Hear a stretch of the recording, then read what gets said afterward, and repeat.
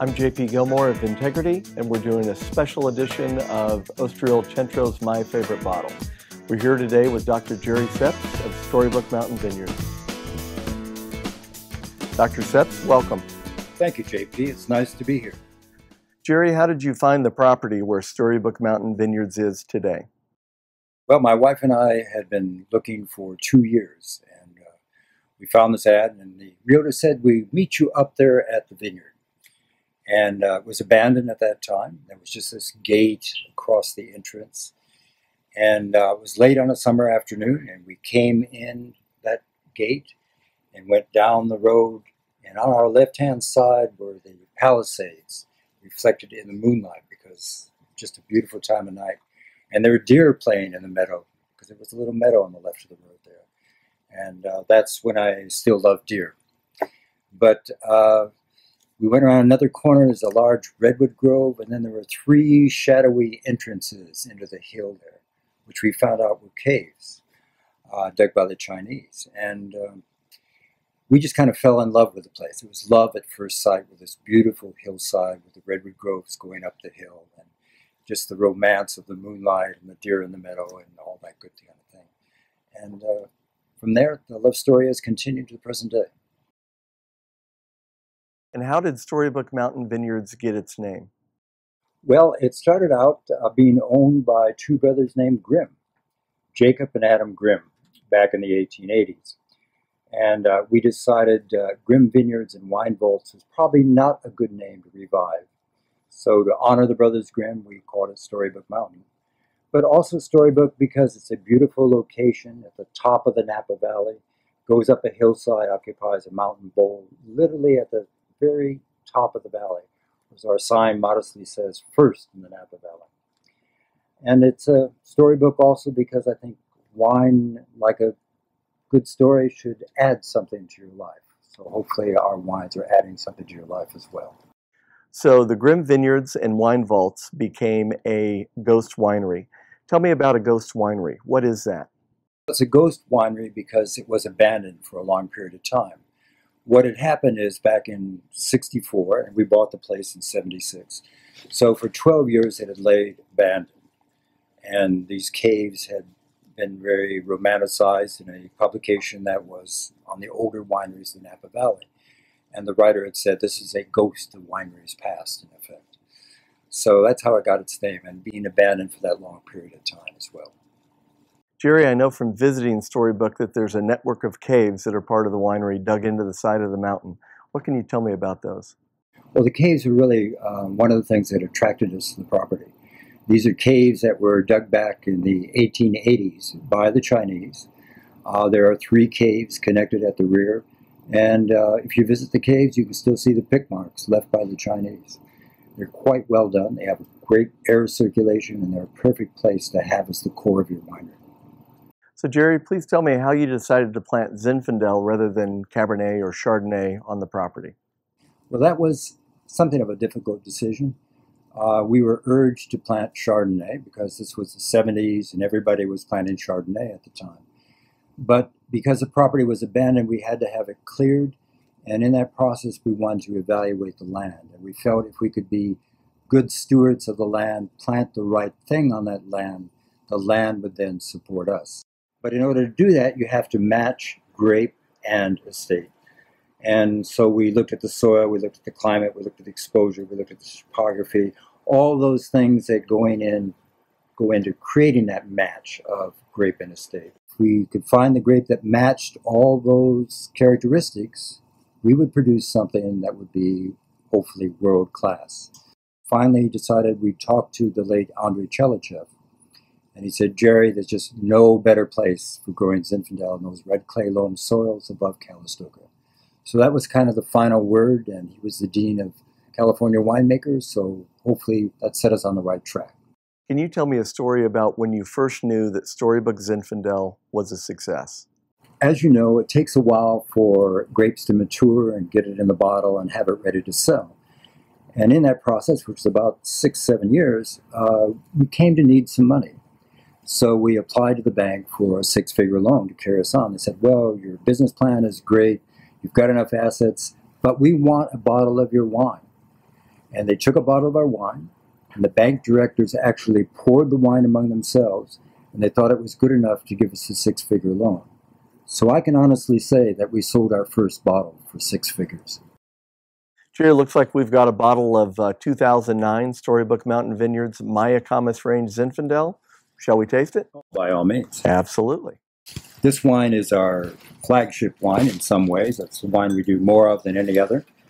And what we're looking for in this wine is to deduce what the variety Zinfandel really has so strongly. And I think that is, hopefully you'll find here, berry fruit, both blackberry, raspberry, a little bit of pepper, and a little bit of spice on the back of the palate. Is this 100% Zinfandel? It is 100% Zinfandel. Jerry, what do you get in the nose here? Well, I get those berries, kind of a combination of red and black fruit on this wine. I also get a little bit of spice, almost a savory aspect to go along with that fruit.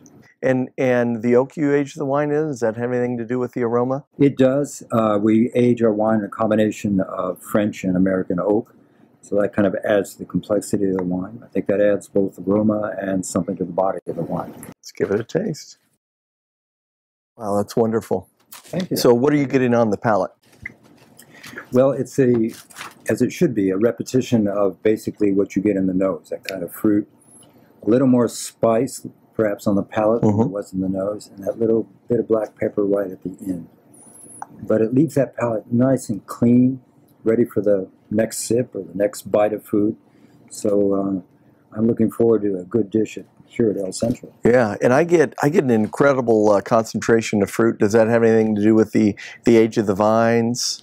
Not really. The age of the vines has more to do with the process of it and the crop size. We tend to get only 2.5 tons per acre. That's relatively low. And that tends to give us a little more concentrated wine. And one of my goals as a winemaker is to give you lots of intensity without a lot of weight. Our wines are not jammy, they're not high alcohol, but they're very intensely flavored wines. And I know that Napa Valley Cabernets can be around 14% alcohol. What's the typical alcohol on your Zinfandels? Our Zinfandels are also at 14%. Okay. Hopefully it's not something you feel. Hopefully they're balanced so that the alcohol is not obtrusive. Okay. Oh. No, it's a very small family winery. I'm still the tractor driver, okay, as well as the winemaker. My daughter's my associate as winemaker. My son-in-law's national sales. My wife is still active in hospitality. But it's a family another way, and I like always to present that. And that is, we have the same Mexican family work for us for 37 years. Wow. And without their loyal following and hard work, we would not be the winery we are. And is this 100% estate grown and bottled? Estate grown, bottled, certified organic by CCOF. So not only does it taste good, but it's good for you. There we go. Cheers. There you go. All right. What do you get out of this wine when you taste it, Jerry? I get that kind of berry fruit up front, kind of delicious, mouth-watering fruit, and then complexity grows as you begin to swallow the wine.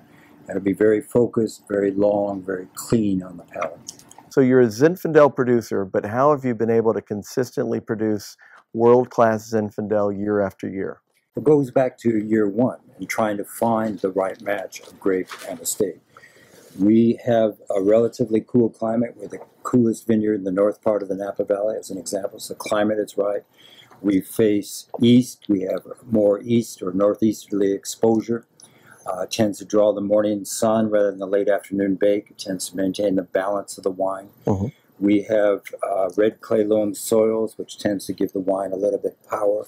So it's a combination of all those elements that we've tried to put together in order to produce the wine that we want to have before the public and that we can taste in our glass here. When did Storybook first begin receiving awards and accolades for the quality of wine produced? We're really fortunate. It was right from day one. The first review we received of our wine was from Robert Finnegan, and he said it's a perfect example of what Zinfandel should be with a touch of oak thrown in. And the first year that we had our wine on the market, we entered a competition. It was a Zinfandel competition, and there were 200 Zinfandels. And our wines, we had released 2 vintages at the same time. Our wines finished first and second out of 200 wines. Wow. So that was a good way to begin the whole process. That's fantastic. And, we've kept it up since then. Parker says we're one of the 6 best Zinfandels in the world. Wine and Spirits has identified us last 8 years as one of the top 100 wineries in the world. And we're the only producer in the Napa Valley to have 4 wines in the top 100 wines of the year in the last couple of years. So Zinfandel has done well by us. We've done well by Zinfandel, I should say, as well. Jerry, have you ever been to Ostriol Centro before? Of course I have.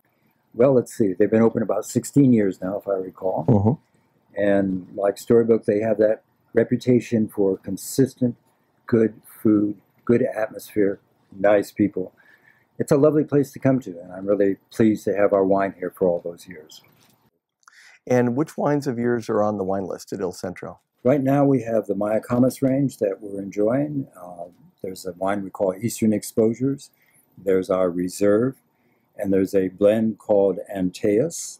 And we have a little bit of our Cabernet here as well. Jerry, can you tell me a little bit about the Antaeus? I can indeed.